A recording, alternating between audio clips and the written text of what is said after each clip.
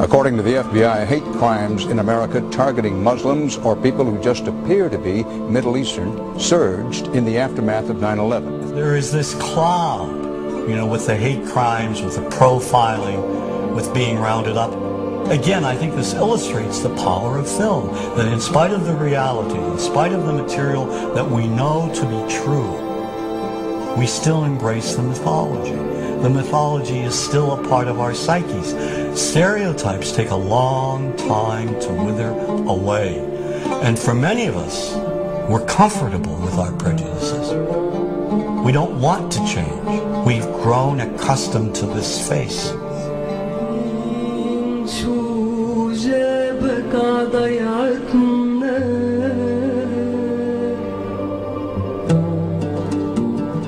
When we think of Arabs, what do we see? What images come to mind? Do we see actual people? People who, despite real cultural or geographical differences, do pretty much the same things that we do. When we think of Arab women, what images come to mind? Do we see women who laugh and play and who adore their children? Women who work in the home as well as outside? Would it come as a surprise to know that in many Arab countries, a majority of college students are actually women? What's our immediate image of Arab men? Do we see loving fathers? Men who want to provide for their families? What about Arab teenagers?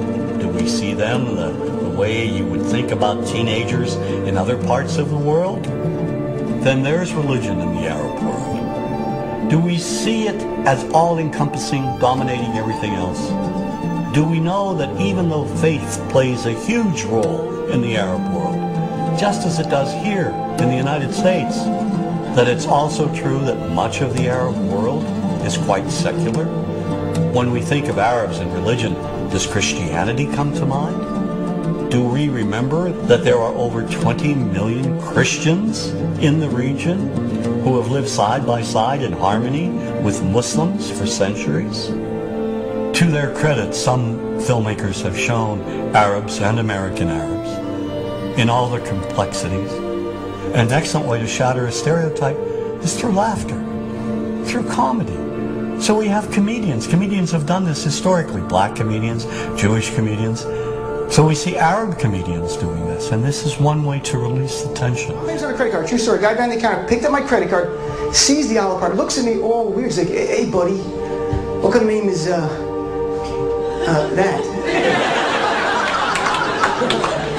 I'm like, well sir, it's an Arabic name. He goes, what does this mean? So I'm like, well translate it to English. It means peaceful, friendly Arab. But he's not happy because, what Arab country is your family from? So I tried the most peaceful, proper one that he would like. So I'm like, we're from the same Arab country that Aladdin is from. To his credit, Michael Moore in Fahrenheit 9/11 in the DVD includes a scene with this comedy coming out. My name really is Ahmed, and I can't fly anywhere. All you white people have it easy. You guys get to the airport like an hour, 2 hours before your flight. It takes me a month and a half.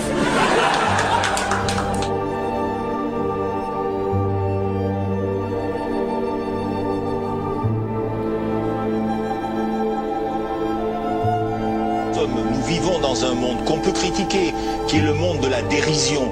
Vous le savez bien, et dans les médias, je dirais, le monde de la dérision, on se moque de tout. Le fait que ça se fasse me satisfait. Parce que ça veut dire que nous avons, qu'on est libre. Peu à peu... Il faut qu'on soit beaucoup plus sage que ça, qu'on rentre pas dans ces provocations. Et c'est pour ça que... C'est l'autocensure, ça, Jamel. Tu comprends ce que je veux dire? Si on commence à pas faire de dessin pour pas choquer les musulmans... Non, c'est-à-dire que... Pour moi, c'est de l'autocensure. C'est la fin de la liberté d'expression. Pour moi, la liberté d'expression, la liberté d'expression et le respect font partie, sont mariés ensemble. Moi, je suis pour la liberté d'expression. Mais si je vais blesser une personne, pourquoi blesser la personne? Non, mais si moi j'ai envie de faire une caricature sur Mahomet ou sur un rabbin ou sur Jésus-Christ, il faut que j'ai le droit de le faire. Tu comprends? C'est ça la France. Quand tu sais que tu vas blesser 10 millions de personnes, pourquoi tu vas les blesser? Pourquoi? C'est la liberté, c'est ça. C'est la liberté de...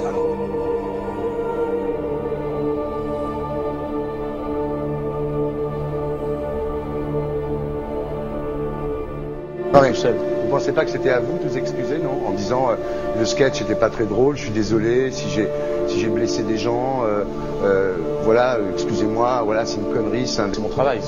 Mais vous referiez pas le même sketch quand même? Mais le spectacle que je fais reprend en grande partie les lignes de ce sketch.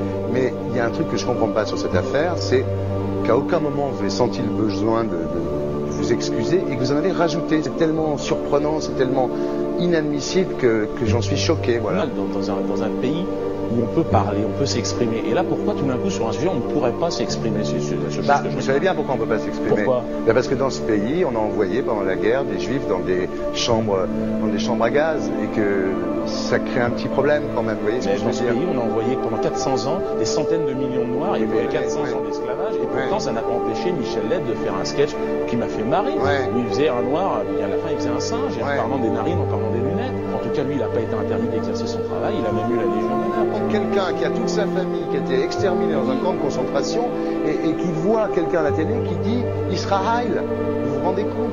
Je ne sais pas. Mais on peut pas. Il y a des moments où même si on connaît les gens, même si on les a invités, on leur... Et c'est pour ça que... C'est l'autocensure, ça, Jamel. Tu comprends ce que je veux dire? Si on commence à pas faire de dessin pour pas choquer les musulmans... Non, si on fait... Pour moi, c'est de l'autocensure. C'est la fin de la liberté d'expression. Pour moi, la liberté. Et là, pourquoi tout d'un coup sur un sujet on ne pourrait pas s'exprimer? Vous savez bien pourquoi on ne peut pas s'exprimer. Pourquoi? Parce que dans ce pays, on a envoyé pendant la guerre des juifs dans des chambres à gaz et que... Deux poids, deux mesures. La liberté pour tout le monde. C'est-à-dire? La liberté pour tout le monde. Il y a une personne comme Dieudonné qui a fait un rabbin, enfin qui a fait un colon juif, etc. Tous ces DVD ne sont plus dans les pactes. On l'empêche médiatiquement, on ne le voit plus. Alors que lui, c'est un comique. Plusieurs lois qui ont été faites contre l'antisémitisme. Et moi, je fais un appel aujourd'hui de faire une loi contre l'islamophobie.